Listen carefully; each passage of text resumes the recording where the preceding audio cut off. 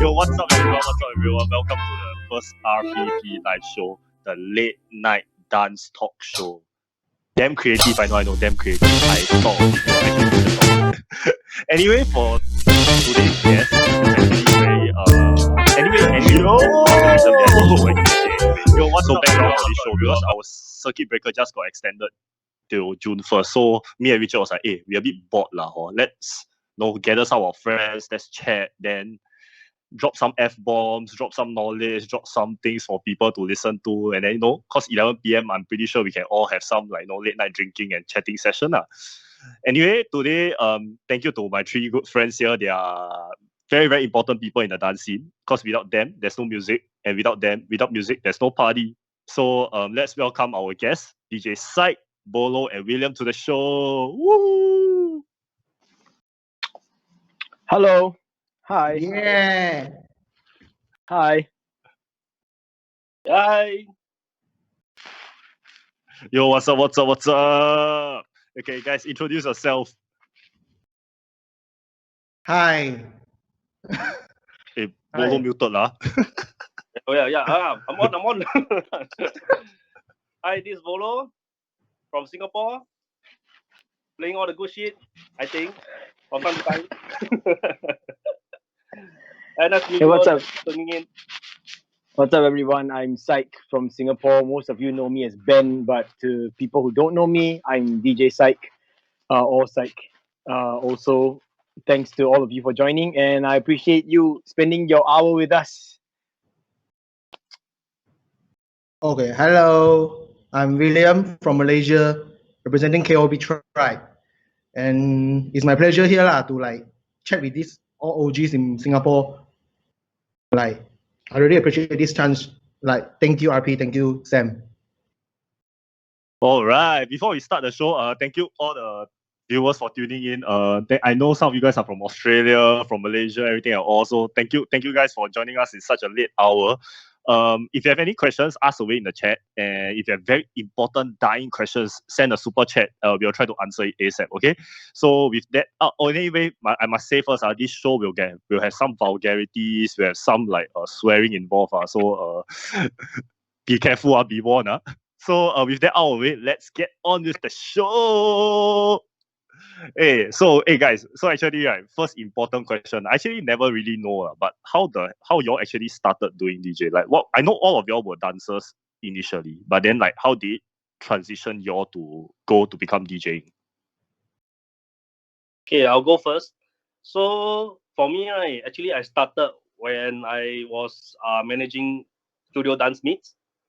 So that was then, right? Then I was thinking if I host all the small jams in the studio, right? Then if I become a DJ, I can actually save the budget. It's a very practical reason. So that's how I actually got started doing DJing. And then that's how I actually bought my first controller. And just a shout out to Brandon To. He's the first person who teach me how to mix. If many of you didn't know, Brandon To actually is the first person who actually teach me how to mix. So so that's how my journey actually started. Then after unfortunately the studio closed, and people still ask me along can I DJ for their gigs? So that's how my journey continued. But how it started, basically because of my studio.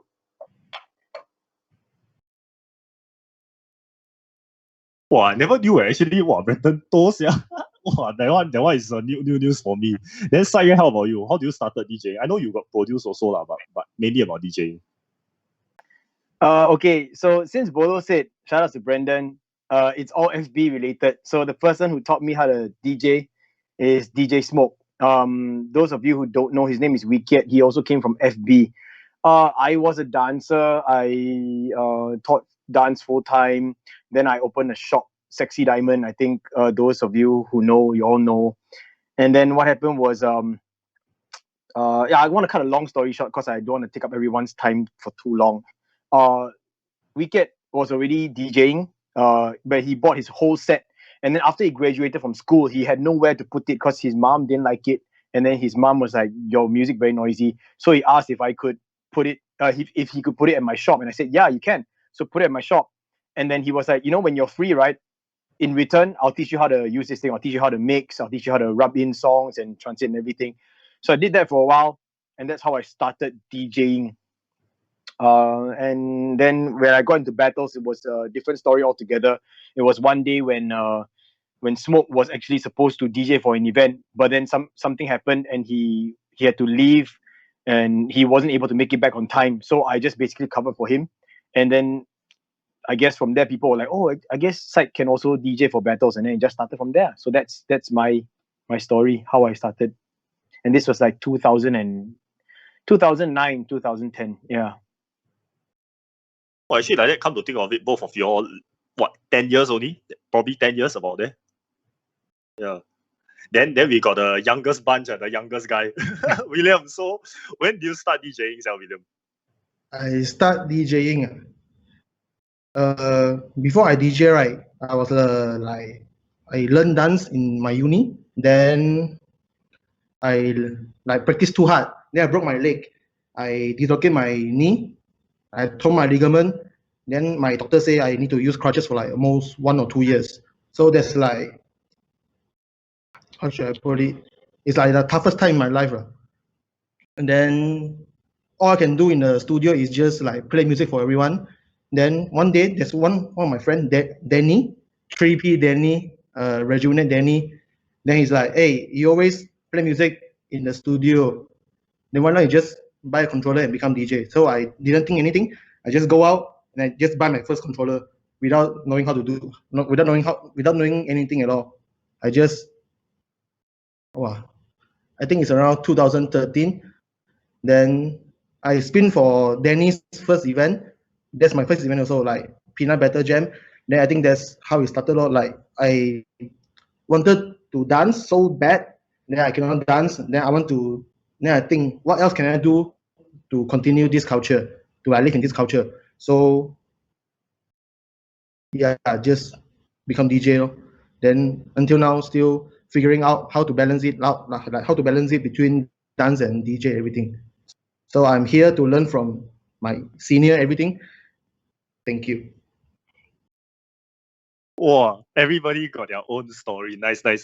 So, like, I mean, come to think of it, right? You're only all DJ max, what, 10 years about there? So, I'm pretty, like, back then or even till now, like, are there any influencers? Like, are there any DJs you look up to or any producers that you look up to that sort of influence your DJ playing style or sort of molded you to where you are today? For DJ playing style, okay, I'll start with the music choices first. So this one not Paul, but then really Psyk actually influenced me a lot. He inspired me a lot in terms of music choices. Yeah, because like sometimes I feel like this is like a healthy competition. It's like we are trying to compete with each other and see who can drop more of the rare gems. Like make the party going and all that. So it kind of pushed me to try to find more songs, try to find more rare stuff to play for the jam. So for local wise, Psyk actually, I mean, he played a big part in me, for me inspired of music choices. In terms of playing style, I think Cold Flow also inspired me quite a lot. He's also one of my mentor. Other than that, I think I get a lot of inspiration from overseas DJs like ZDJF, Scratch, D-Styles, Shortcut. All the overseas. I'll listen to how they play for the parties, and then I'll try to see how I can like incorporate some of their stuff back into my own way of DJing. Yeah, so that's how over time, that's how I started my own way of playing. Yeah. Nice. Wow, Bolo, I think you're like froze frames, yeah. But never mind, let's jump to Psyk first. Oh no. This frame, why? Yeah, Bolo, you're also frozen, bro. Hey, Bolo, honestly. you rejoin. I think carry. Yeah, I think carry. Maybe you want to rejoin before we go live again. It's okay. Okay. All right. Hey, we back. All right. Hey, sorry guys, technical difficulties. Oh, see, Brian calling you out, bro. It's like Bolo internet bad. Wow.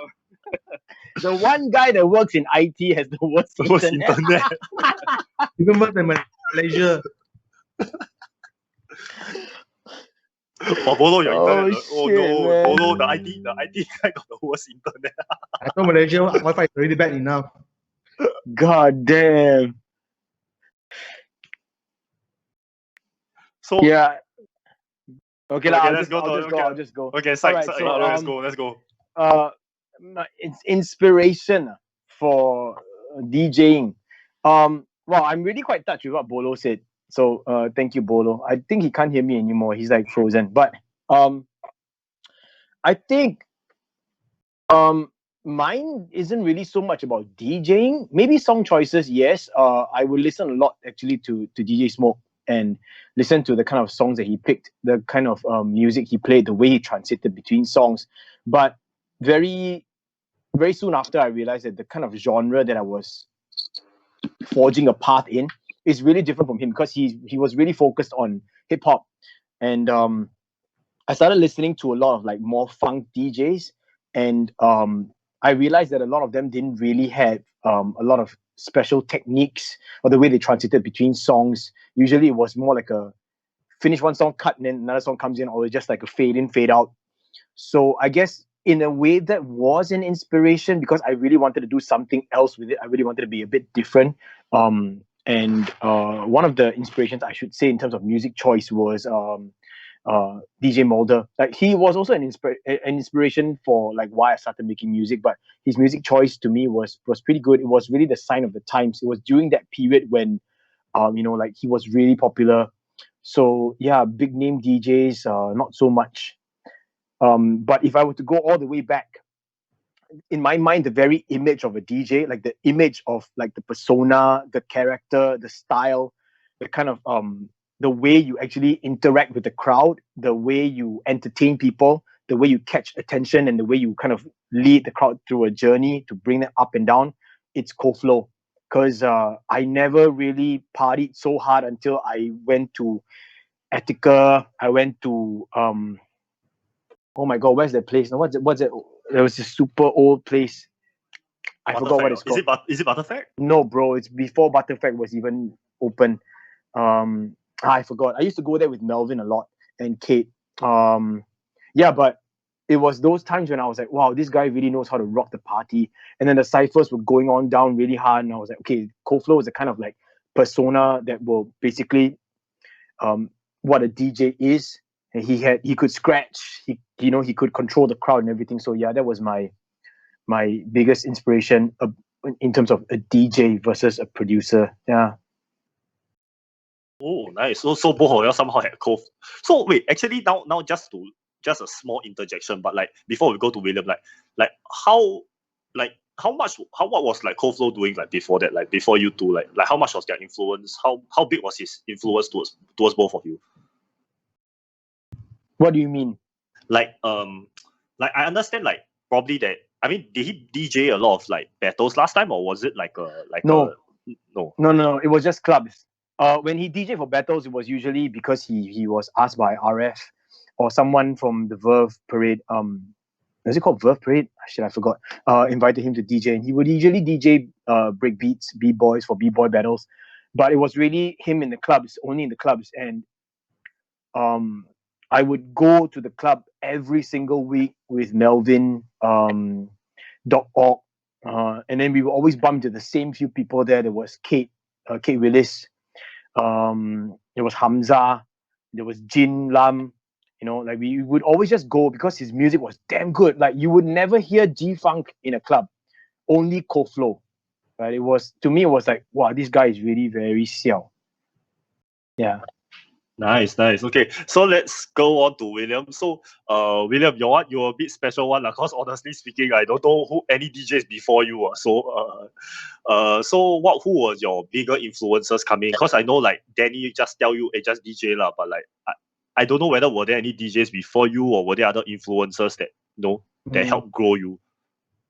In Malaysia, when I just started DJ, right, or even before I start, then all the battles that I went, right, they just use the computer, like just play the song, everything, because save budget, save a lot of budget. Then the first time I ever seen a DJ, real life, like DJ battle, is Psych. I think that one was the moment long time ago where Frankie, Lip J, Junior Boogaloo, they all, in a freak studio. That's my first time, like I see Psych real life. Then I heard a big spender by Psych, real life, the first time. Then I'm like, wow. So what's that thing? How like I don't know how like Psych can like use the controller so well. Then I don't know how to use it at all. Then I just go back at YouTube. Then I start to research everything. Then I find music like, oh, so working in disco, or so hip hop is like what 90s, 70s, New Jack Swing and all, G Funk, P Funk, everything. I start to do research like how to spin for battle. And then in Malaysia, there's no like all the clubs in Malaysia usually just play EDM. So even I go club also, I don't know how to like learn everything. So to be honest, Psy is the first DJ I see in my life. Then after that, Bolo also keep coming to Malaysia. Actually, Bolo and Psy, they are like very big influence like to my life. To DJ a lot of time, like Day, like the moment it's always Psy. And I Bolo has his own style.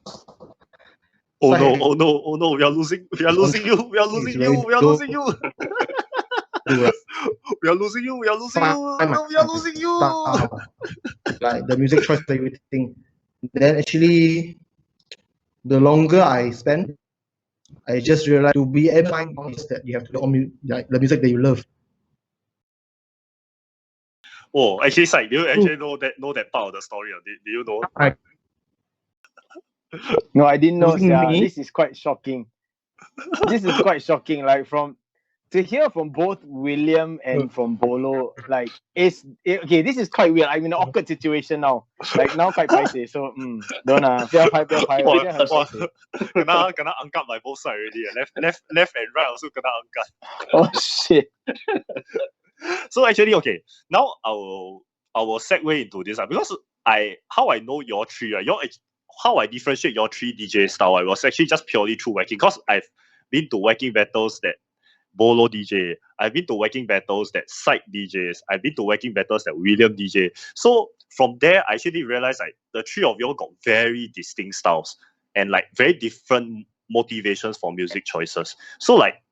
So from there, like what are your music motivations for your music choices? Maybe I'm just using whacking as like an example, but maybe in terms of other battles, in terms of hip hop or popping, y'all can like maybe elaborate a bit, like what are your motivations when you pick this kind of music to battle for people to battle? Okay, probably I'll start first. So for me, right, basically I'll try to, if it's a genre that I'm not familiar with, I'll actually talk to the dancers to ask them to give me a history lesson, to understand what are the roots of the dance itself, and then what are the kind of music that they're actually looking out for when they want to dance. So from there, right, then I'll try to look for similar sounds. I'll try to ask for some artist name. From there, I'll start all my research and then try to look for the similar sounds from what they gave me, and then I work from there.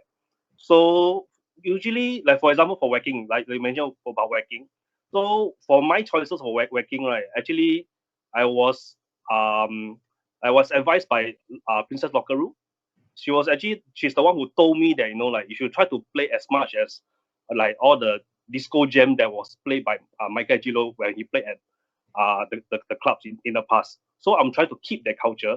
So that's why even like for whacking songs, I will try to find sounds that's even like newly produced music is still kind of have a similar sound to that era. That's what I would choose for whacking. Yeah. So other genres, I will try to same thing. I'll try to understand how the music works. Like also like for b-boys for the breaks, like the way how I spin for b-boys, I will not spin the same way for house. I wouldn't like scratch a lot and then cut into the next song for house. I will try to blend more, try to mix more. So really understanding the culture of each genre is really important for me. And then that's how it will inspire how I play for the genre itself. Nice. Okay, so Psych, what about you, Psych? So what's your motivations for your music choices? Because you're you're notorious for playing that that super slow song in the semi-final. So that's what we know you for. So what's your motivations for these kind of music choices? Okay, let's talk about whacking in a bit. So my general music choice, right? I first need to. I feel I need to clear this up with a lot of people.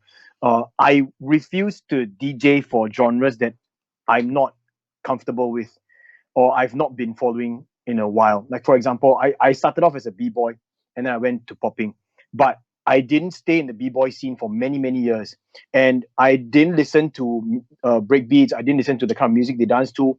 So b-boy is an example of something that if someone approaches me and says, hey, can you DJ for a b-boy battle? I will say no, it's not my forte.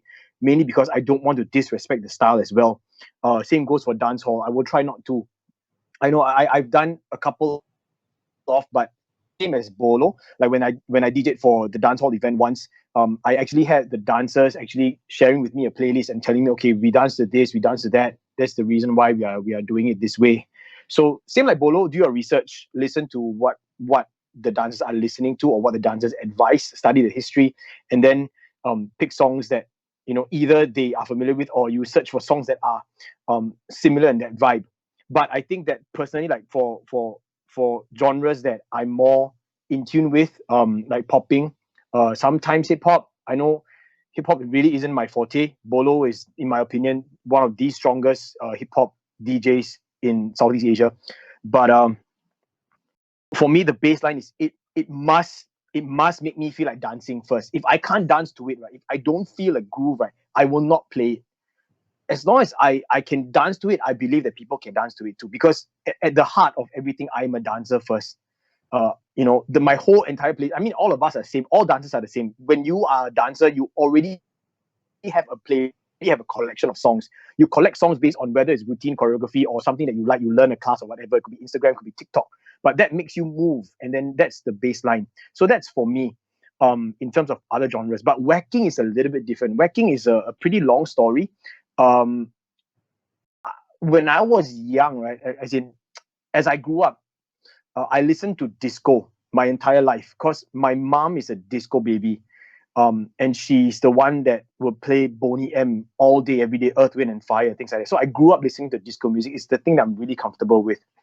But uh, whacking is special and it holds a dear place in my heart because there was this time when whacking was kind of non-existent in Singapore, and then there were still people doing whacking, but they didn't really call it whacking. So the first initiation to whacking in Singapore's dance scene was through Oz Ninja when he was brought down by Studio for 3 months to teach, and he was teaching an instructor course. And at the point of time, my girlfriend was also in that course, and then that's where I met a lot of people. But I started to create a proper friendship with Oz because he was alone and no one was taking care of him.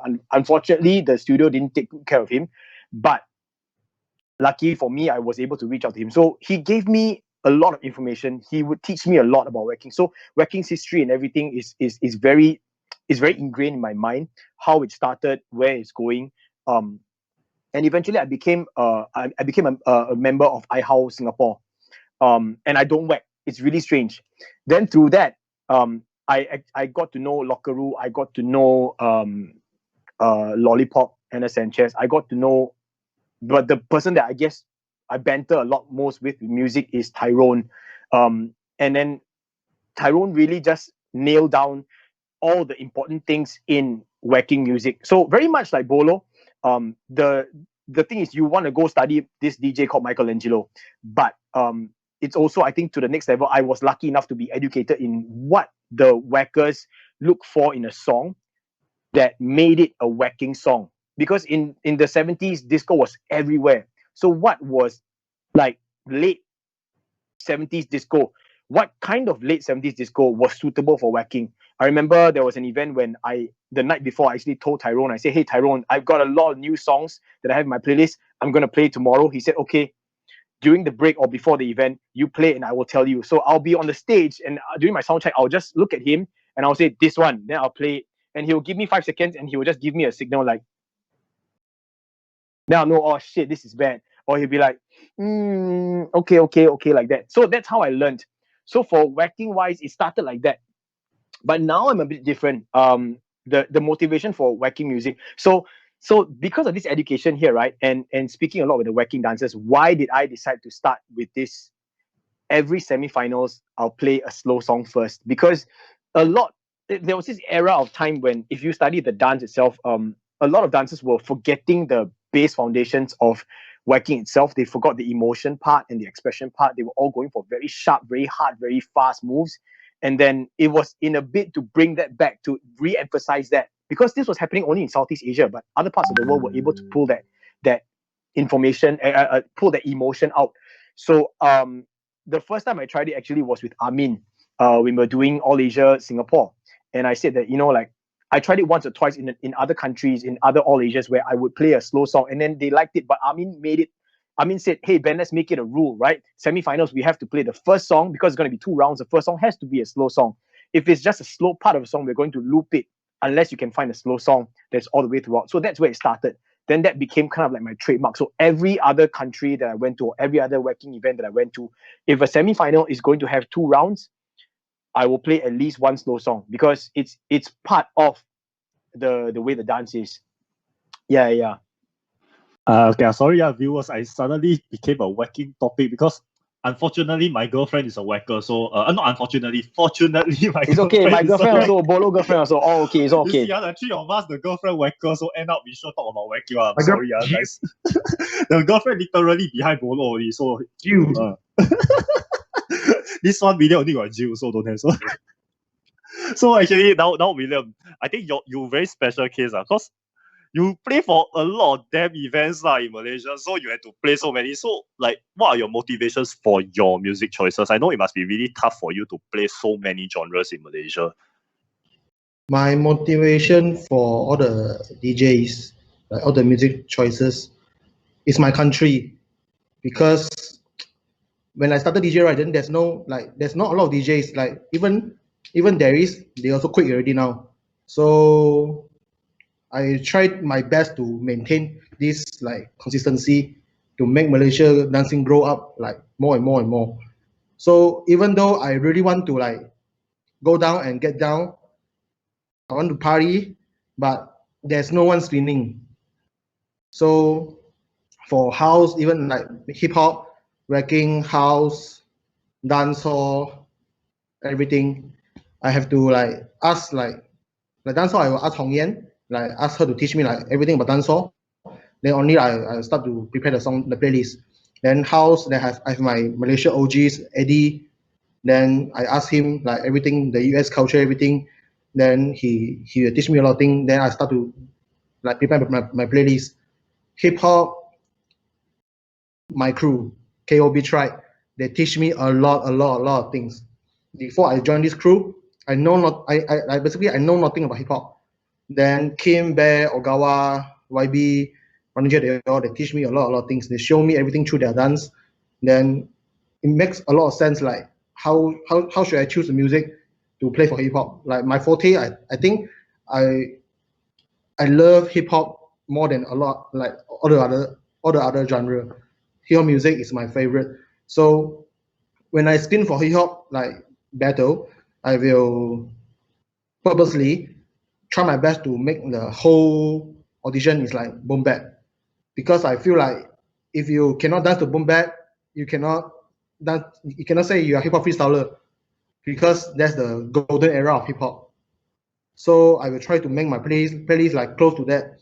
Then before I spin all the events, like any event, then I'll start imagine like if this song play, then what is my reaction?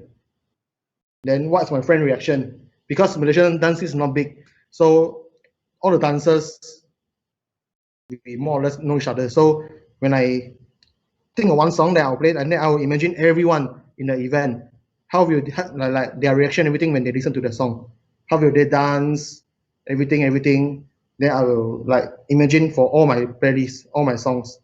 I try my best to imagine everything.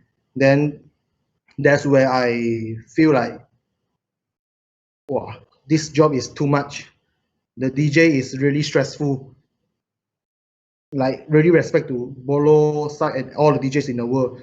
It's a fucking stressful job because a DJ decides like how the dance scene will grow from the music they play. Because nowadays every dancers like most dancers they join back they dance because they want to battle. So the party culture, everything is like clubbing, everything is like it's like not as good as last time, like the old era. So the only way to change their thinking or maybe their mindset is through a better event. The music they hear from the better event. Like if everyone listen to the like only the new school hip hop, they say new school hip hop, then no one will go and listen to like boom bap, like New Jack Swing, everything, the Dilla, then it will like how should I put it it will just gone if you don't listen to it. So whenever I speak in Malaysia, I will play all this like Dilla, 90s, boom bap, everything. So when they they are very competitive. When they cannot pass audition because of the song, then they will go practice to that song. Then from there they will like discover more and more and more and more and more and more like knowledge about hip hop. So that's how I think that's my way of helping Malaysia. I'm not sure about Singapore, but Malaysia last time the hip hop battle, the songs are all like shit, really like shit. So I this one also I talked to Bolo last time when Bolo came to Malaysia. Then Bolo really teach me a lot of things. He told me like just follow my heart and then just do what I think I should do because I was having so much doubt in myself, everything. So thanks to Bolo really a lot. That talk in Summer Pyramid is the best day in my life. So I think that's how that's how everything motivates me to choose the music, and I'm very thankful for everyone. Okay. Whoa, that was deep. That was deep. Anyway, we'll be going for a quick 3 minutes break because Yeah, me too. Me definitely learn a lot. Because the three of y'all, for me it's like every. Okay. So anyway, back to this, like why if everybody is hearing this, right? A lot of people might ask like what's my relationship with the three of them, right? Because as a videographer with Richard, we travel a lot to a lot of other events, and we end up hanging out with each of them some way or another. After event, before event. So I still remember having very like long conversations with William after the whacking battle in Subway Pyramid. Wow, that one we talked don't know how many hours. That one I still remember. Yeah, same talk until 6 a.m. with him until with Kevin from 3P, and then with Psyk. I think especially during the Ibuki battle one we talked a lot, and then for Bolo, there will only be one event that we will always talk about. Eat a bit for always eat a bit. Shout out to Flamengo and Wei. So every time I talk to them, I learn a lot of things regarding music and history of music that I used to not really care because I'm a locker, and then like I will always think locking music, but like people like Kai, people like the three of them gave me a lot of new knowledge regarding music. So I started to appreciate a lot of genres, a lot of different music now. So yeah. So and yes, we are back. Oh, Ake is in the chat. What's up, Ake? What's up? If you want to see Ake in this show, send a lot of messages. We're gonna try and make Ake be in the show, okay? I want to see Ake in this show. Thanks. Okay, so now let's go to personal questions. So actually, Psych, this is for you. So we did this video really long time ago. That they're producing video thing that fucking long ago. Then I still remember this line you told me. You always see yourself more as a producer rather than your DJ. So like why and then like from there, like so when you create each music piece, I know each of your music it takes really long and there's a lot of thought process behind it. So like maybe you can explain to me like why do you see yourself as a producer and also like your thought process behind creating each music. Okay, let's be fair, right? This video that you took with me was like how long ago, bro? I think views have changed since then. Bro, I think like 5 years ago, yeah, at least, I think it was more than 5 more years, than that, man. right? Yeah, yeah. Yeah. So things have changed. I still see myself as a producer. It's just that I can't really call myself a producer if I haven't really produced music in a while. I do have a lot of tracks, but I think it's a perfectionist in me where I feel like the more I learn about production, the more harsh I am with myself in terms of what I want to put out. There's also this constant pressure that I put on myself where I don't want to get caught in a cycle where I make music of the same style over and over and over again. I'm not saying that that's wrong. Like, for example, if I were to tell you a producer's name, if I say Fingers, for example, or if I say Mofak, for example, you immediately think like funk, G-funk. Or if I tell you like Legend, you'll immediately think of a certain style. There's a certain one particular style, but I really didn't want to get caught in that where Psyk makes popping music. That's why I started to try things like whacking music, house. I tried trap. I tried EDM. You know, tried a bit of hip hop here and there. But like I said, the more I learn about it, the more the deeper I dive into the whole world of production. You know, the sounds and everything become even more apparent to me. It's at the point where I'm really not happy with a lot of things that I'm doing. So I can have a great idea, put out something, and then listen to it, and I'm like, this sucks. So I'll put it in the graveyard. So I have a lot of shit in the graveyard. It's just like all uncompleted because I don't have any more feel for it. Yeah, so maybe this might change the trajectory of your question, right? Because now I think I see myself more as a hobbyist than anything else. Making a song at least It's been a once long time, year. right? It's been a long time. Yeah, I make a song. I try to do at least release a track once a year, but I actually have a lot more fun DJing now. Yeah. Oh wow, times has changed. Times has changed. but then, like, okay. So my man, you are still doing music, right? So and are you gonna have any new music coming up this year? Yeah. So I have dropped a couple of songs here and there at certain events. I've created a few new tracks. I've created a few remixes. It's just that, you know, they are all like they were good enough, in my opinion, good enough to play at a battle. Because you know, at a battle, at the most you hear of a song is like 2 minutes or 2.5 minutes, and you could easily just create a loop and then you could just loop it for the battle. But in terms of production, one of my biggest inspirations was before I even start producing. Now, back in the day when I was in Fuyo, um, a lot of us like we listen to a lot of break beats, and I was one of those people that usually bring the music and provide the music for our session. One of the biggest artists, or the artist that we always had playing, was DJ Def Cut. I'm sure all of y'all know Def Cut. But his motto to actually making what he considered or what he labeled super b-boy breaks was the fact that he didn't want to be just, you know, looping breaks over and over again, but he wanted to create break beats for b-boys to get down to, because the term break beats is very wide, but he wanted to make break beats specifically targeted to b-boys to get down to, but at the same time it's good enough for anyone to listen to, even if you're not a b-boy. And that was very respectable for me. I didn't really understand it until many years later when I started making music. And it's really like, for me, it's like I don't want to make music that is just like a loop, 1 minute loop again. So that's why if you listen to all my songs so far, it's always there's some variation throughout the track. I always try to change certain parts here and there, so it's never an exact copy loop. So yeah, there will be new music. It's just that I need to have that inspiration to be able to come up with that variation and then be satisfied with it personally before I put it out. Nice. So viewers out there, get ready for some new music. But you know, don't push him for it. You know, we gotta wait for the best drip, the best drip. So anyway, now let's move on to Bolo. So anyway, Bolo, I know you DJ a lot of events, like overseas.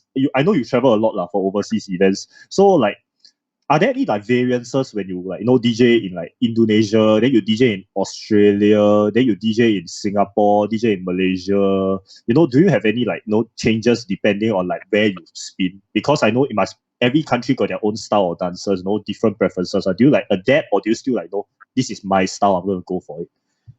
I think for me, right, for my style is really looking at who's at the event. Because end of the day, right, you're playing for the people at the event. So for me, usually when I play at different places, usually the party time or during the audition is where I actually try to look at the crowd, see who's at the event. If it's an all-style event, then I'll try to look like which genres of dancers are at the event itself. That will actually affect like what kind of music I'm gonna play throughout the event itself.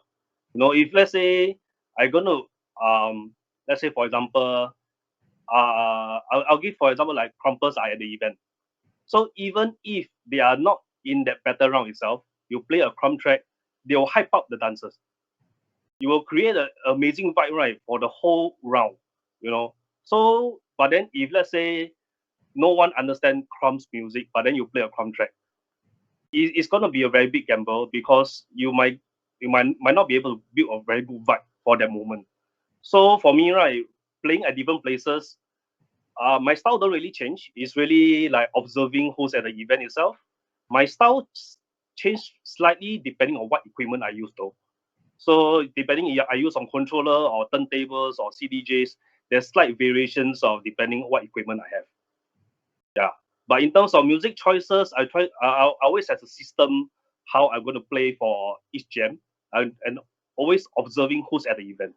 And then also observe like when you drop something new, you need to notice like the reaction from the people. Yeah. So then I'll take note. Oh, this track is dope. Okay, I can play for somewhere else. I can play again next time. So this is also how I get feedback from people directly from the crowd, and then how I improve my choices along the way. Nice. When you talk about crump, I'll always remember, right, when I first meet you, like first time I ever saw you, right, was 2013 RF Jam and Lockdown together. Then that 3v3 battle, right, I saw you doing crump. So I thought like, wow, this guy is confirm crumper. Then like, yeah, I thought like, wow, confirm crumper, damn dope, sia, wow, damn zai, and all. Then after that, next thing, like few years down the road, wow, this guy DJ also dope. Then, also popping OG, wow, lane, dope, sia. No, OG is Psyk, not me. I'm Yeah. after him. Yeah, but that battle itself will always be there's a lot of memories for me for that entire event. Them siao to me. It's like it like gave me a first impression, but then like throughout the years they just all break, all disappear. It's all my fake identity. All your fake identity. So anyway, let's move on to William. So William, let's look back to like just now, you DJ so many events in Malaysia.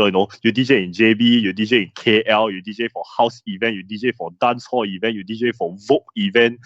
Then like, how can you keep all of your dancers happy? And then like, I mean, just now you already say that you want to push the Malaysia dance scene through your own ways, but how do you adapt? Being like different cities and stuff. Like, how do you adapt to playing like that? Like, is there any difference between playing in JB and compared to playing in KL or whatever? I think there's no difference. No difference. I think I will just play the stuff that I want to play, because I feel like how should I put it?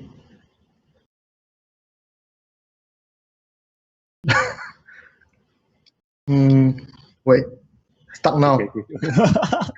I mean, okay lah. I mean, I know you session a lot with your KOB people, and then you have a certain knowledge from there. And then like in KL, you have your different group of friends. From Clang, you got Lindsay, you got Josh, you got all of them. Then you probably play a different style. But then like, how do you know? Then after you play so many genres by yourself and compared, you don't have like some other person to like, help you or this. Like, so how do you like keep them all happy, yet push the scene at the same time? How to keep them happy all the time? Like until now, I think it just because Malaysia is like few years back it's like the dancing in Malaysia is not developed like it's not as developed as Singapore. So I feel like everyone is few years back when it just started, then everyone don't have much knowledge about like everything. So actually, how to keep everyone happy like along the way, just everyone work together, like the dancers, the DJs, the party, everything. We are all together. We move like we move forward all together. So I feel like this is a very important like for Malaysia, because if we are not, because Malaysia dancing is already small, then if we are not united, if we don't move forward together, then it will be very hard for everyone, even the DJs, the judge, the party, the dancers, everything. Yeah, I feel it's this kind of connection between everybody, so it keeps everyone like energetic and like feel happy, like enjoy everything, the process of growing up together. I think lah, I don't know. It's okay. It's okay lah. It's okay. So not everybody got their own take lah. So anyway, right, we got some questions from the viewers. So we got a question from Aris from Australia. So he said, what are some skills that set up? She asked, what are some skills that set apart dancer DJs like in the battle and being a DJ? Like what do you think sets apart between you guys being from a dancer background and then becoming a DJ compared to other say DJs? You know. You want to say anything? I can go. So Okay, I think the biggest skill set is the fact that you experience what a battle is before. So you know how a battle goes. You know when is audition, what is audition going to be like, and then you know what a battle actually is. You know when to get ready to change a song. You know when to stop a song. You know when to start a song again. I think that's the biggest thing. Like, it's not like I've seen when events hire actual DJs. I can't say actual DJs. We are all actual DJs, right? Well, I should say non-dancer DJs. That's a term. Non-dancer DJs or DJs who have no dance circle background, and hire them for events. And what they do is they either just play like music straight all the way throughout and they never stop, or they just fade in a song halfway, midway through someone's round, or they when the MC says, okay, change music, they'll just change a song, but it'll take a long time to get to the next song, or they will just make sure that the song is roughly the kind of same style, same tempo, same speed, and then they kind of blend it in. So that's the biggest skill set, the knowledge of what a dance battle is like. I think that's something that non-dancer DJs will never be able to get. Nice. Y'all two got anything else to add? I think can you hear me? Can go ahead. Okay. I think another part is also the music choices. So because they are not dancer background, right, the tendency of choosing commercial songs for them is very, very high. So with that, right, I mean, it's not that it's not possible to build a good vibe, but it's very hard to build high intensity vibe for the battle rounds. Because at the end of the day, and then depending on when they start DJing, the type of commercial songs they use will be different as well. That will also affect the whole vibe of the battle itself. So this is also like being a dancer first, or if you're a DJ who is very close with the dancers, then your music choices will actually play a very big part in terms of battles. Yeah, I think that's something that from my side, I think to add on what Ben has mentioned, like knowing when to change the song also very, very, very important. Yeah. William, you got anything to add, William? wow, two of my dialogue already said everything. Okay, so I'm gonna give you all a very tough question. Super tough, okay? This one from Denzel. Denzel asks, what's your favorite genre of music? Only can pick one, favorite genre. For me, hip hop. Short, sweet hip hop. For you, Psyk? I'm a disco guy. Nice. And then for William? Nice. Yeah. So, okay, one more. Okay, maybe this will be a very touchy question now, but like, what's your music digging process like? maybe, I mean, y'all don't need to say it all out, but like maybe give some, some students want to like, I want to find better songs, I want to find, more interesting songs. So maybe you can give them a bit of insight. How do you guys dig music? Yeah. Okay, I'll just give a quick tip. Follow a lot of producers. Follow producers, follow the artists that you really like. Of course, sometimes I also follow a lot of producers, right, that they have only one hit wonder. But then from there, right, you will get, like right now, like in YouTube SoundCloud they'll give you recommendations. You listen to one song, right, or even Spotify, you listen to one song, right, you'll get recommended something similar. So really is follow the producers that you really like, or follow like songs that you really like. From there, right, you can slowly find out more. And for me, like for example, like like I believe Psyk and William also get a lot of people approach you to ask you for a song name for a specific battle. So for me, usually I'll try to teach them like the art of digging. Try to ask them to go and dig for the song rather than keep asking for the song name, because through digging you'll find out a lot more songs that could be better than what you're looking for. Then this is something that I feel that a lot of people are missing out. So yeah, so it just follow producers. At the end of the day, they're the one making music. So please follow Psyk. Suddenly got plug. Please follow Psyk on Spotify and SoundCloud. Actually, Bolo also got SoundCloud, so follow Bolo on SoundCloud also. William got SoundCloud or William? I got no. Follow Bolo on Bandcamp. William also got SoundCloud. Okay, okay. Oh All three my of them got God, SoundCloud. Fucking funny. They never saw. You didn't see that coming, right? Bro, okay, so I have something to add, like to what Bolo said. Not really to add on, because I think Bolo basically covered almost everything. Go. But this is a funny story, right? So about digging, right? It's quite cool. So for longest time, a lot of people asking me, "Hey, bro, what's that Backstreet Boys remix you always play at battles, bro?" Like everyone wants that song.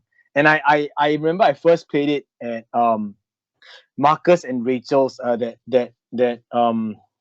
Wakanda Forever. What's that event? Black Panther something, like King of the Streets or something like that. Yeah. The one with the water one, right?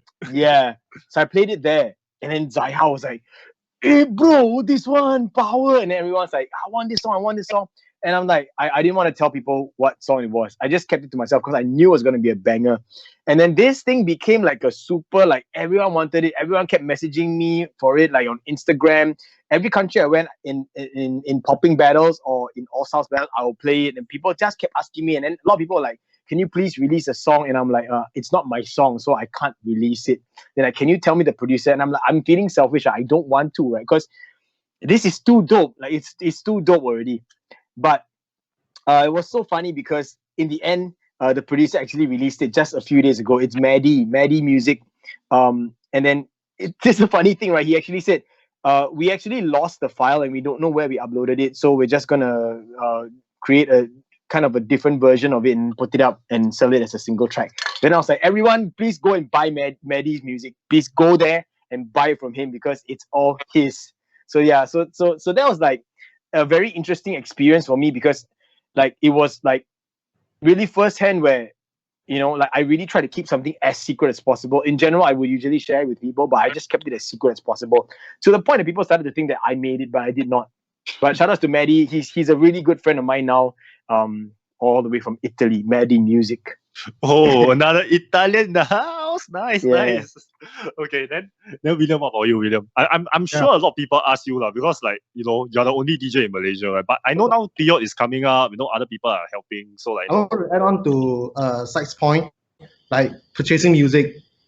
Like nowadays, I realize not everyone like is willing to spend money on music, and I feel like this is a very bad habit. Like producers produce music. If you appreciate the art, you should pay them money.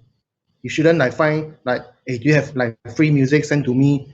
You wouldn't go to a studio. "Hey, can you like just teach me after class for free?" I feel like it's just the same. Producers, they are artists too, dancers, everything. If you want something, you want to improve, you go for class, you pay for it. You want the good music, you pay the producer. So they will keep on producing more and more good shit.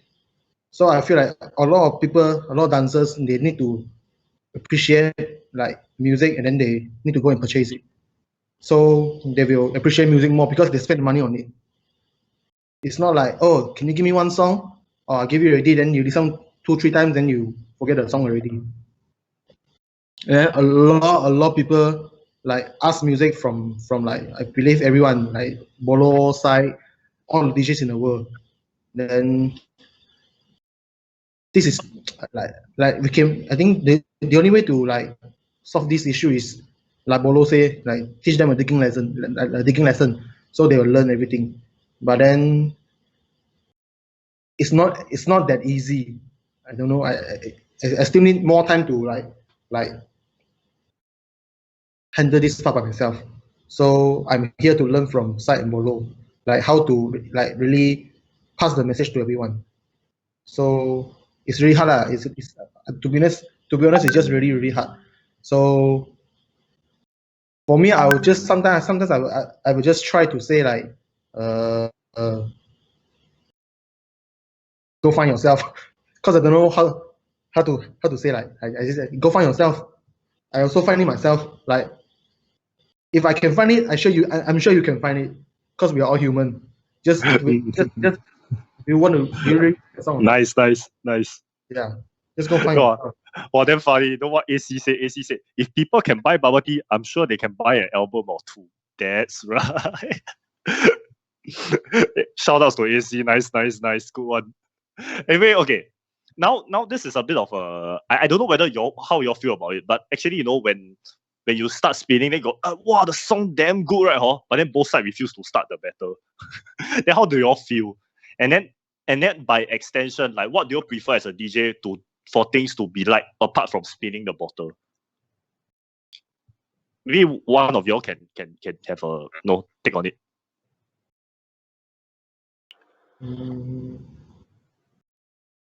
Well, I'm not so sure how to start this, but I feel it's just they're trying too hard to play the mind game, I guess. Because I mean, if the music is dope, you're a dancer, you feel because you see, if I drop a dope track, you can see the whole room is moving, except the two dancers, for example. Something is not right, you know. So for me, I personally feel one thing is right. Okay, this is something that we didn't touch on earlier, is that everybody pay to go to the event. All right. So I'm not just playing for the battlers who are for that round only. I'm playing for the whole room who's in at the event itself. No, that's very important. So one is that I play something new, something dope. People are feeling it. I feel good. But the battlers who are not moving, I feel kind of like, what are you doing? Like, why are you wasting the song? And then you're wasting everybody's time. Of course, if there's let's say if there's some beef between the dancers and then they're trying to beef it out during the start, I mean, that's something that could bring some vibe into it. But if it's not, I think it's just something extra. That's for my own point of view. Shout outs to Ahans. Shout outs to Ahans. He's in the chat, but shout outs to Ahans, because on this topic, right, I remember I played the very Backstreet Boys remix at Marksman, and then he was going against the Switch, and then he was like, wow, he's fucking hot. He's like, never mind, it's okay, I go. Did you see how high he was in the first round? Wow, shout outs to Ahans. So yeah, just to share with Bolo, just to like kind of share in Bolo's that kind of train of thought. It's really, I also appreciate it when a dancer just can't contain themselves when they hear a good song and they want to go out first. And I get it. I get why dancers don't want to go out, because it's a mind game. I get it, because I also used to battle, and I for a period of time I hated being the first to go out. I always wanted to see what the opponent had, and I could kind of reply back. I didn't always want to be the person to start the conversation. I always wanted to be the person to reply, But then I think there's one thing that I completely missed out on, because it was such an ego thing, right? That I think a lot of dancers also need to realize that, hey, the judges are also judging you not based on your reply only. They're also judging you based on, say, for example, your feeling. Like sometimes, right? If you don't go out first, right, and you watch your opponent, what if your opponent smokes you? You already have no feel. You're like, fuck man, confirm tio smoke, I don't know how to do already. Your mood is worse.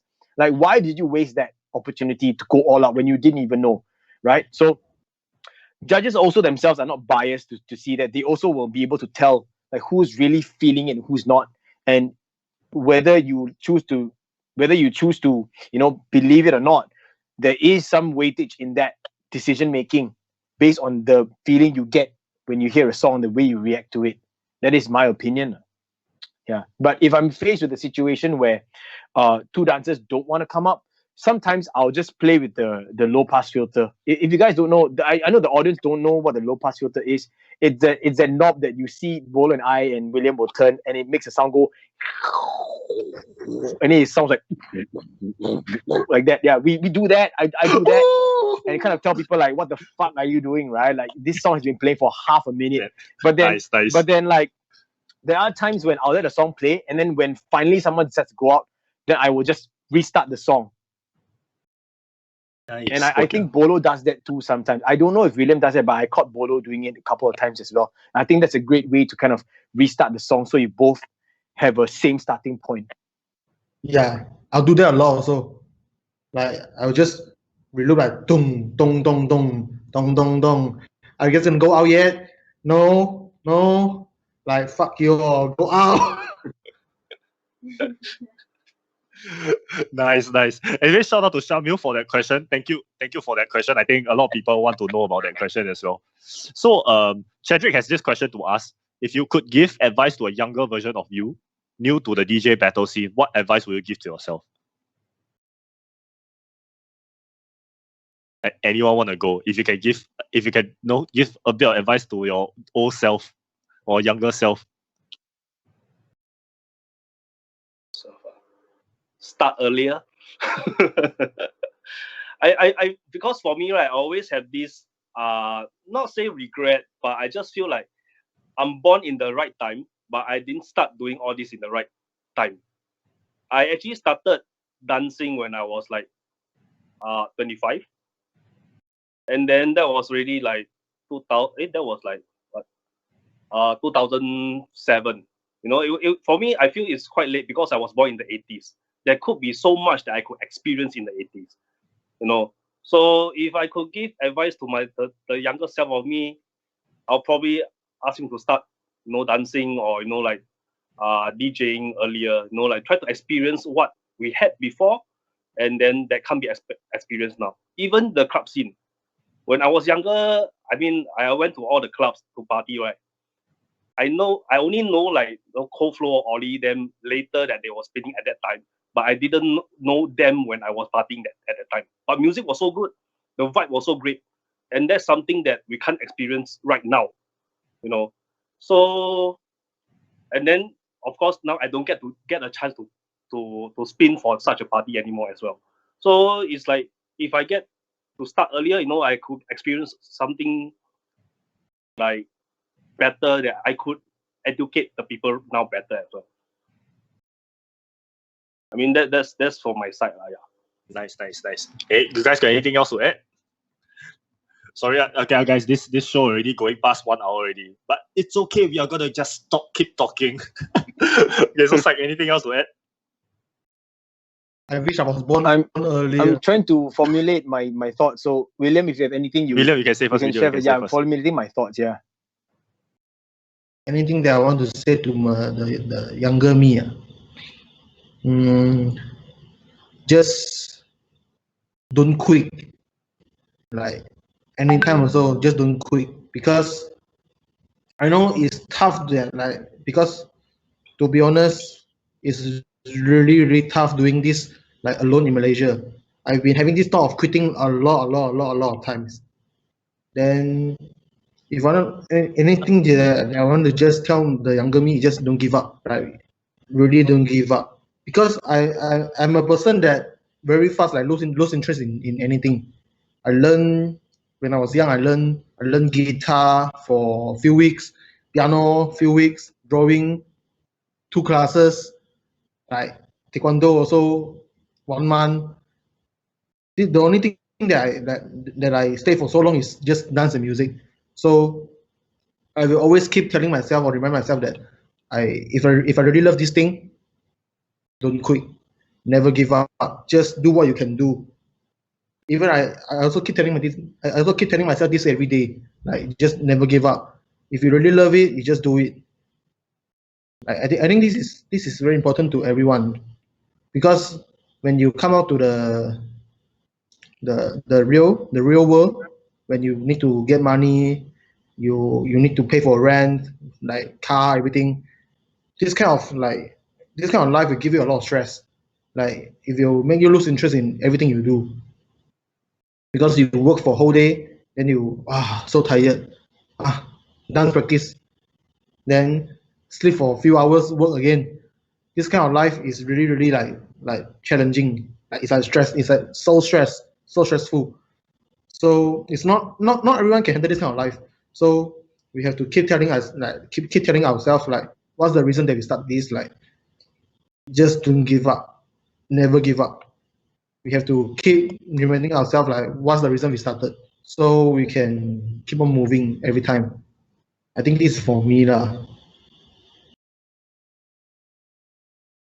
Cool. Wow, Malaysians, y'all heard that? Malaysians, y'all heard that? Y'all must really. I have to say lah. After knowing William how many years already, I see every time I see him like, wow, why is it you again? Then wow, I really damn respect you for being able to still DJ so much and for so long for so many people from JB all the way up to KL. Like, I mean, I can't wait for this whole thing to be over and go back to Malaysia and lim kopi you and have those 6 hours chats again. But like, yeah, I Malaysians, I think you are very lucky to have a guy like William, to still spin for you guys for so long.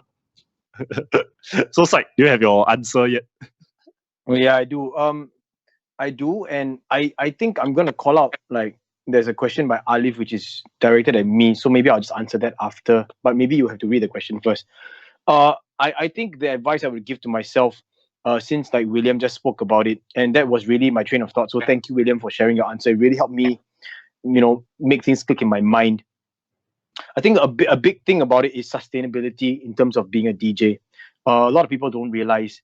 Just ask Bolo, ask William how much money they spend in purchasing equipment, how much money they spend, like looking for music, buying all the music, especially people who are on vinyls, like Bolo, for example, buying vinyls. He's maintaining not just one set, he's maintaining two controllers. He maintains two controllers. I believe he has more than one, and he has to maintain his whole entire system.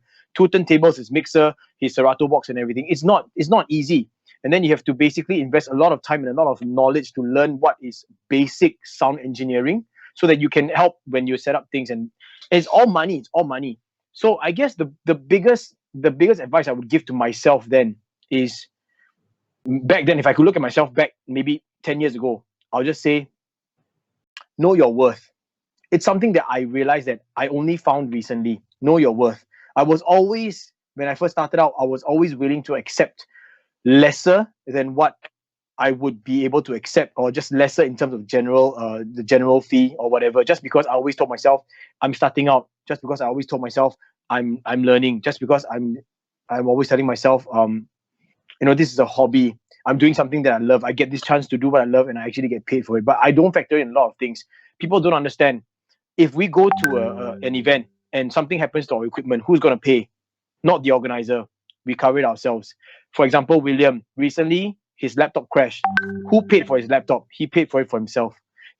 For example, if let's say all of us DJs, we're always one of the first to arrive at the event, set everything up, and we are always one of the last to leave the event. Now, how are we going to go home with all the equipment? How are we going to get there with all the equipment? We have to take a cab. Who pays for that cab? We. Because we can't tell the event organizer saying, hey, I also understand, and we're all friends, right? All of the organizers are all friends as well. We don't want to overcharge them as well. We have to also be fair. So we have a negotiation with them, and then we say, okay, I'm going to charge you this rate. But I can't say, yeah, but then this is the rate for actually my DJing. I charge by how many hours, and then I still need taxi fare back. It's very difficult. So know your worth, and make sure that you set a rate for yourself that is not just comfortable, but is sustainable to the things that you do, that you yourself can accept 5-10 years down the road. And then with your experience, when your name gets bigger, when you get more skills and you develop more, then yeah, you probably command a higher price. But at least, and this goes for everyone, whether you're starting out or whether you just never really thought about it, doesn't matter whether you're a DJ or a dancer, know your worth and accept, or at least take something that you yourself can accept in 5 years when you look back at yourself. I think that will be the biggest piece of advice. Yeah, know your worth. Nice. Know your worth, guys. Know your worth. Going to be on a t-shirt sometime soon, and then we are going to print it on RPP. Just kidding. Anyway, okay.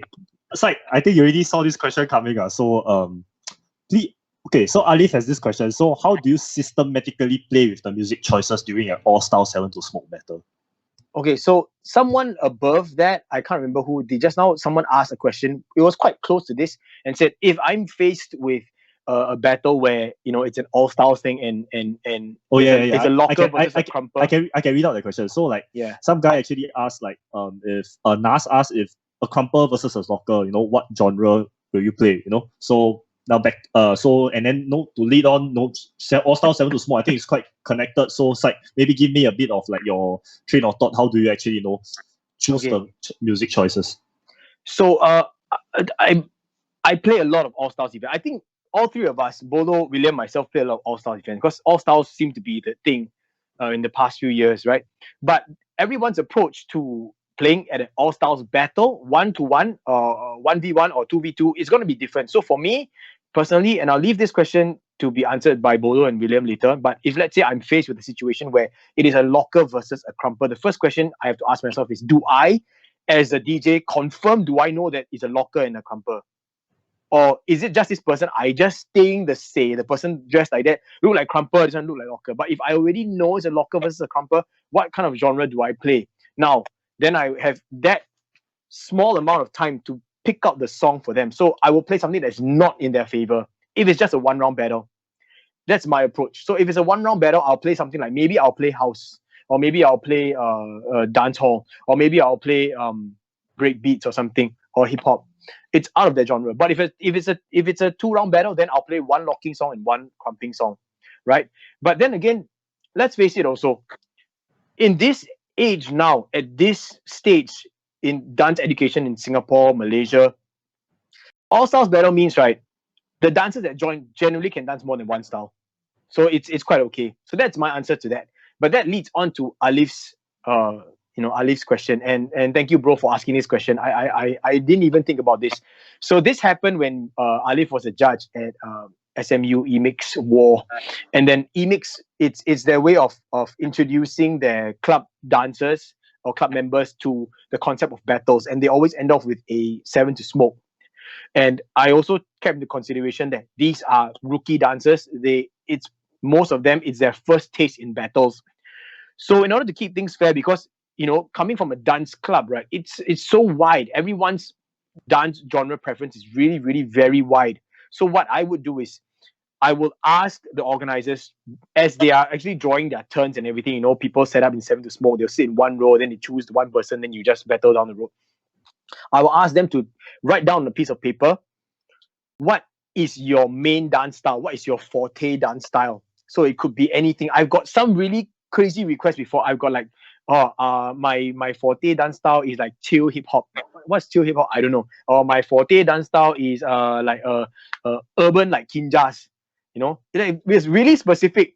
So I just tried my best, right? So I would ask everyone what is their genre, and then what will happen is, for the first round, I will try my best to pick because I already know their preferences. For the first round, I'll try my best to pick a song that is not of their genre preference or in their forte. Then from there, whoever wins, you stay, right? I will play the advantage music of the next person coming up. So let's say, for example, let's use us four here. It's easier to kind of illustrate this. So there's Sam, Bolo, me, and William. So let's say your forte is whacking. Oh, no, cannot. Your forte is locking, okay? Your forte is locking. I don't think so actually Sam come out. So let's say your forte is locking, right? And Bolo is hip hop. Okay, let's say Bolo is hip hop. Then I'm popping, and William is let's say William is b-boy. So we've got 4 people like that. So then what happens is, let's say first round, Psyk versus Bolo. So I'll play a music that is not popping and not hip hop. So maybe I'll play locking, maybe I'll play house. Then let's say, for example, I lose, Bolo stays, right? Then the next person actually is William. So William comes up, so he gets the advantage. I will play b-boy music. So William will start first, because 7 to smoke, always the person who comes out starts first, right? But Bolo will have to dance to that. So let's say, for example, William wins, then Bolo goes back. So William wins, he stays. Then it's your turn, Sam. So what music am I going to play? Locking. I'll play locking. Then let's say William wins you in locking. It means that as an all-styles event, right, he's actually strong enough to defeat you in your forte music. So William has to go back. Then my turn comes out again. So if I'm popping, I'll play popping. Then you have to fight me. So the person who is in the king position, right, is always going to be challenged the most, where we will probably get music that is not of your forte style. And every time you come up, because it's where you want to try your best to get that king spot, so you have the slight advantage. That's my approach to it. And I felt that it worked really well in terms of being as fair as possible to all the dancers. Because let's say, for example, if it's going to be 7 to smoke, one person win all 7 all the way. You don't need to complain about what music you got. It means you got smoke. That person was good enough to challenge everyone in their own forte genre, and they still can win you, in my opinion. Yep. Nice. Oh, that's a long answer. No, very in-depth. Thanks, Alif. Thanks for that, man. Alif, shout out to you, bro. So now, everybody knows already. Don't take it as advice. When you train, especially with take part all style battles, don't try to understand more genres. Don't be say like, oh, I'm a popper. I will just kill it in the popping song. But then when it comes out whacking, I'm like, disco. How am I supposed to do this? Know many genre of music so that understand it deeper. So. Like Bolo and William, you got anything else to add to Psyk's very in-depth answer? Actually, my approach with Psyk is actually the same. It's really to push the person, right, who's coming out to take down the person who stays. That's the idea of how to build the intensity of the whole 7 to smoke. Like what Ben said, if the person can beat you in your forte, then this guy is really strong. If he can beat like 3 in a row, 4 in a row, right? Like this person is probably like somewhere really up there in terms of music knowledge, in terms of his own dance, in terms of his confidence. This is where a DJ can really push a dancer where he doesn't even know he's there. I think that's one of the beauty of it. Like a DJ plays a very big part of what music you play and when do you play it. Yeah, so I think that's something that I just want to add on. Then also like really, let's say if it's not 7 to smoke, it's a normal battle. Like what Ben said earlier also, like if it's locker versus crumple, you play 1 song each if it's 2 rounds. Else you play something outside the 2 genres or play something that's within the 2 genres. For example, I like B-boy versus hip hop, for example. You can play old school hip hop, you apply for both. Something like that, So that brings back to the DJ's knowledge about music, about his own collection, and of course, how he observes the crowd. Yeah, so this is the part where the DJ's job is very important.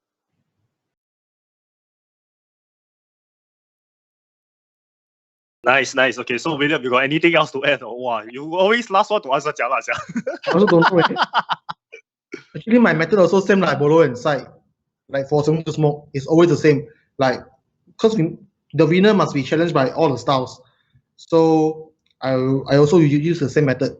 But the thing is, before the 7 to smoke, what if sometimes I will think like maybe popper versus popper for all-star battle. Sometimes I will think like, should I play popping song or should I play other song to challenge them?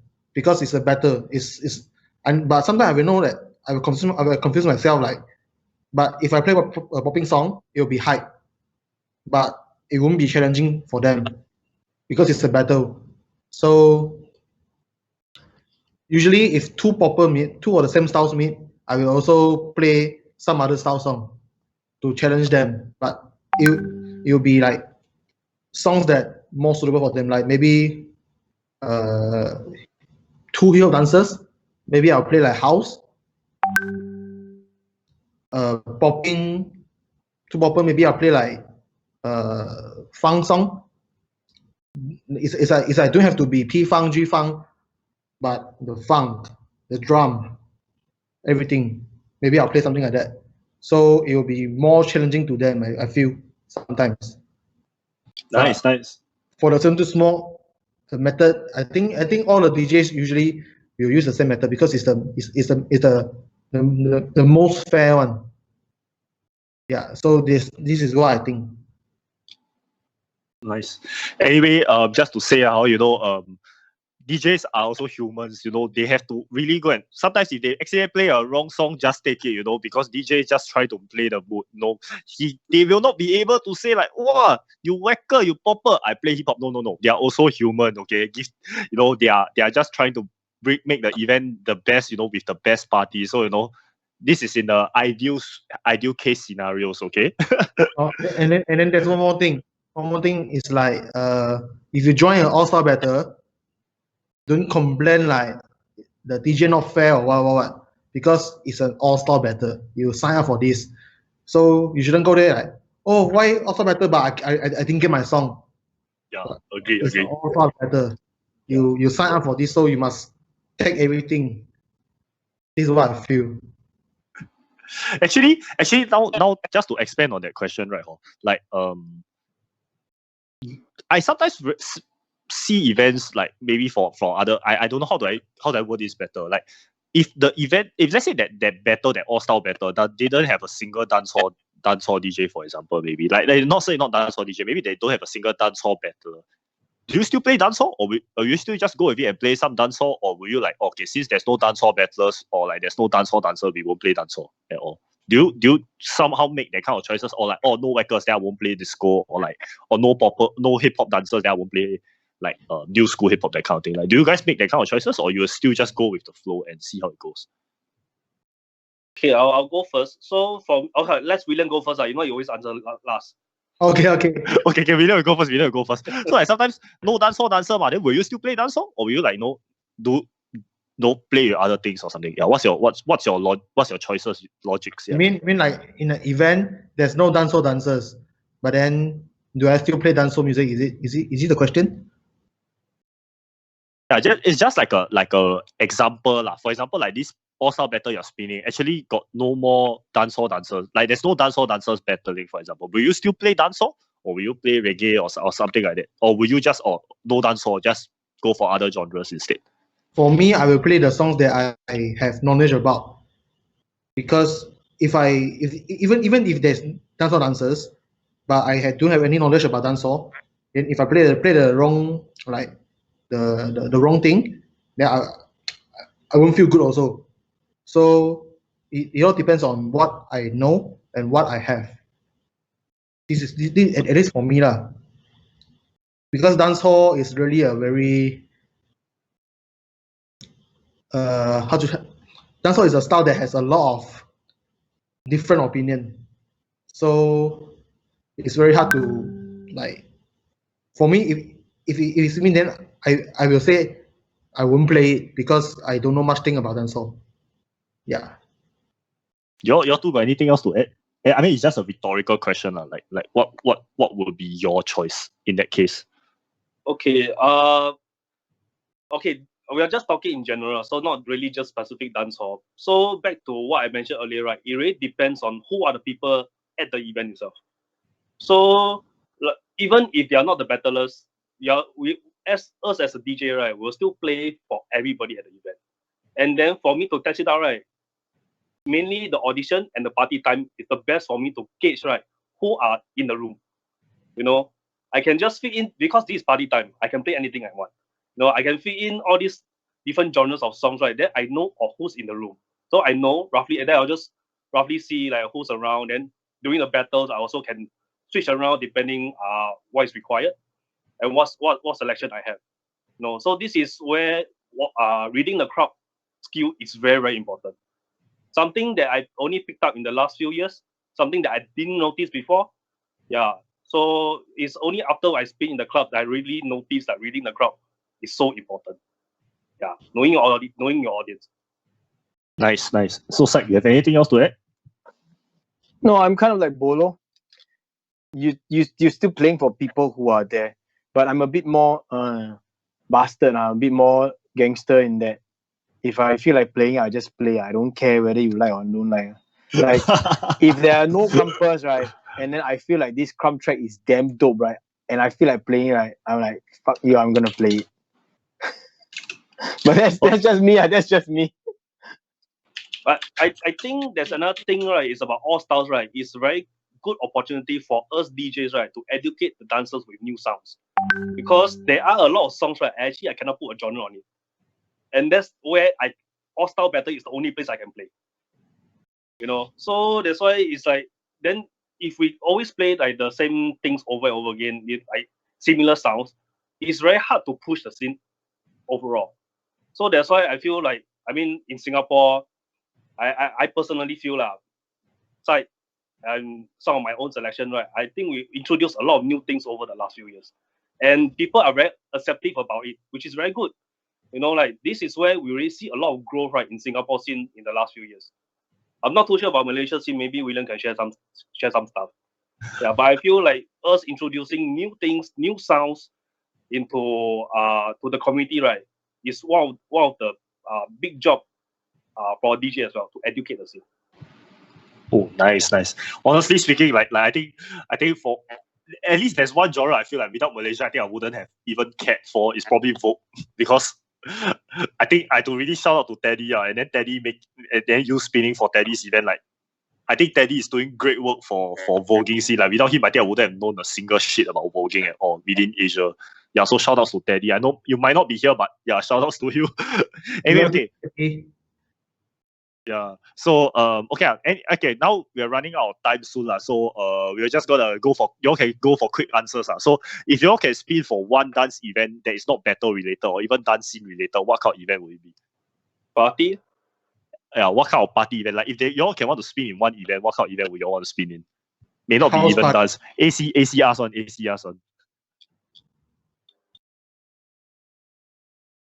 What kind of party would you all want to spin for? That kind of question is kind of vague. I'm trying to find his question. It's quite vague. What kind of what? Yeah, First, AC. Bolo just said party, right? So I'm like, yeah, I also want to play in a party. Yeah, everybody also want to play a party. What kind of party? Okay, so answer is party. Okay, let's next. Okay, maybe next question. Oh, so no, he asked what kind of event. Yeah, what kind of event? Yeah. What kind of event? Okay, so I'll read his question. If y'all could spin for a dance event that's not battle related or even dance scene related, what event would it be? What kind of event? Would be, yeah, what kind of event? Yeah. Party. Oh, it's not very difficult. Yeah. Okay, maybe after this, we'll PM you the answers. Yeah, okay. I was thinking something like Tomorrowland or some shit. Yeah, Tomorrowland will be hype though. Oh, Tomorrowland will be hype. Anyway, okay. Well, another question. Any one of y'all can answer lah. What if one of the judge told you not to play some song / style? What will you do? Did it happen before? I'm no idea whether this happened before lah. So ask the organizer. You ask the organizer. Yep, ask the organizer. Organizer should have the final say, because obviously they are the organizers. So okay, Amanda has this question. What do you think of playing for events that have different dance styles auditioning at the same time? Happened before, but not all the time. From Amanda. Anybody can answer this. Amanda asks, what do you think of playing for events that have different dance styles auditioning at the same time? I think maybe for like all style battle, then got like maybe one popper and one whacker auditioning at the same time. Then what kind of feeling do you have? Or like what will you do? I think the question is, what happens if B-boy audition and maybe whacking audition happen on the same time? And there's only one DJ. Yes. But it's an all-styles event. No, it's a B-boy. Probably maybe B-boy and all-styles, 2 category. Then they audition together. It happens before in Malaysia. Then what do you do? No, I'm not a DJ. But what will you do? Wow, this one I also don't know. This one I scared people. I'm very shaky. I guess I will confirm with the organizer. Like, I'll just tell them, like, if it's me, I'll just say, okay, so it's a B-boy battle and an all-star. So you want me to play all B-boy only? Or you want me to play all-star only? I'll just clarify first. Then if anything, right, I'll just make sure that anything fuck up, right, is not my problem. The organizer told me to do it. Of course, people blame the DJ, like, wow, DJ suck, fuck, blah, blah. I'm not the person. Don't look at me. I don't know how Bolo will approach it. Actually, I kind of know what event is this, but I will not comment further. Let your DJ say. I have a bit of experience where, I think it was NTU Funk Jam. They actually had poppers and lockers audition happening at the same time. Oh yeah. Then- NTU Funk Jam was popping and locking together. So Yeah. play something that's in between. I mean, popping and locking is not that bad lah, as bad as compared to breaking and all style.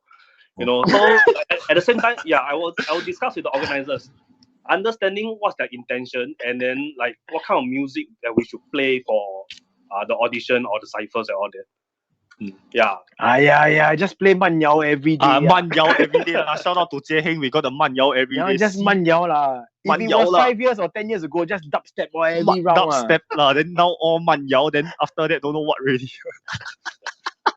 Then Brian, you on to something EDM fest lah. Just EDM all the way lah. Okay, so actually, last question. Actually, last two already lah. So, would you ever consider playing live mix rather than playing the original song, like scratching here and scratching there, rolling the beats and other stuff like live, or you will just go for just original songs? This from HollowCandy. Okay, so I'll just quick touch on this. So for me personally, I would prefer that, partly because if let's say I always feel that there's a disconnection between the DJ and the dancer, where most of the DJs that I see, like they'll just be playing one track and then just wait to change the song. Then there's no really an interaction between the DJ and the dancer. So if I'm doing a live mix, then I can make some adjustment along the way to test the dancer. Even though they know the original music, they will not know this remix. This remix is in some sense. So, but then for me, I feel that I'm not skilled enough to do that now. So I'm still training in the mountain. Till the day I'm confident enough to do that. Nice. Psyk, what about you, Psyk? I would prefer to play the original track. Unless how should I say this? Like I don't know. It's situational. It's situational for me. Like if it's a battle, right? The battle round, I'll play the original track. I wouldn't want to play live mix. But if it is auditions, then sometimes auditions, right? It depends on how I do it. Like if I find that two songs can be mashed up on the spot, I will do it. But I want to also point out that if you go to other countries like Melbourne, for example, Melbourne's battle scene almost all the time is live mix. Ooh, nice. Okay. And William, anything else? Or you? We'll also play the original track because I'm not skilled enough to do that. Yep. If you want to live mix, right, that mixture is good lah. Cause me and Richard has filmed an event where the live mix was questionable. I think Bolo knows it lah. Bolo. Bolo know lah. The live mix was questionable in the finals lah. That one. If you want to know what video it is, you can go check out RP Prot's channel and then you try and guess which finals is it lah. Yeah. So Okay. So just to wrap it up, maybe each of y'all wanna say like a quick liner, like how has DJ changed your life? How has it affected your life? And then have some closing words for the rest of them lah. Well, Bolo is out. Then my side, you have anything to say? Like anything you want to say? William, you can go first. William, you can go first. Okay, William, you go first. How DJ changed my life? Yeah, and then what you want to say to the viewers also? If without DJing, I wouldn't be here talking to you guys, to everyone. I wouldn't be friends with all the time, like all my friends nowadays. Without DJ, I don't know, man. I mean, don't say DJ lah. Without music, without dance, it totally changed my life. Everything. Before I dance everything, I'm just a bad kid, on 10 class every time, like do bad shit, everything. But then dance really made me stay in the studio to focus, and then I think it changed my life, like totally changed my life. It's hard to describe the feeling, but I bet Psyk and Bolo also know that, like without this thing, dance or DJ or music, I think our life will be totally different nowadays. Maybe I'm just like working in some restaurant, like holding dishes, everything. But yeah, Respect. So, Psych, anything else from you? I will say hip hop saved me. Very much like William. I think I was in deeper than him in terms of bad company.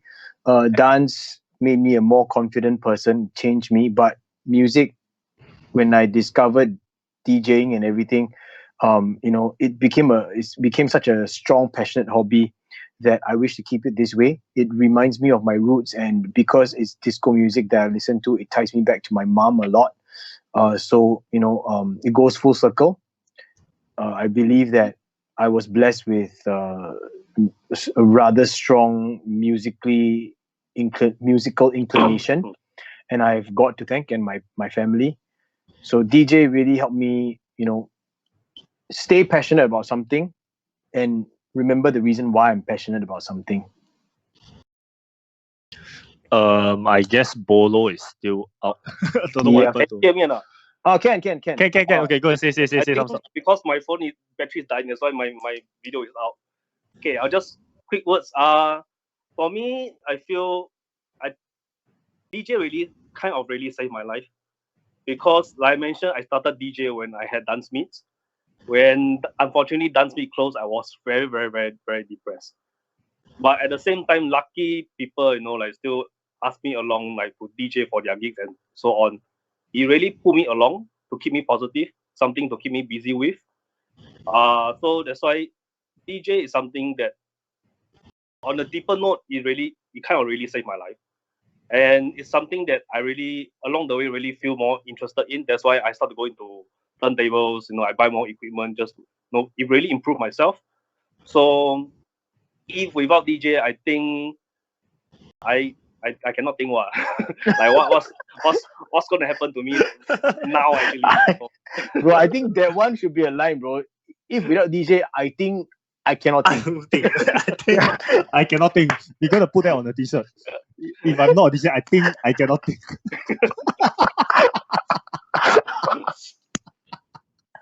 What a way to end this. That was man. the best. That was so deep. I think I cannot think by DJ Bolo. Api, Sam, thank you so much for having me and having all of us. Thank you. Thank you all. Thank you guys. So just to wrap up, thank you all for watching our first episode here with Psyk, Bolo, and William. I hope you guys. Sorry for the technical difficulties. We'll make sure we'll improve by this Friday. This Friday's guest will be very interesting. This Friday's guest will be very interesting. So if we'll announce the details tomorrow. It'll be crazy. So as long you're better and you're a young dancer or whatever, join in and ask away, because I think you will have a lot of questions to ask them, and I know that they will be able to answer you very well. Okay, so thank you guys, and I'll see you guys on Friday. Not 10 p.m., but 11 p.m. I'll see you guys on Friday then. Bye. Thanks, guys.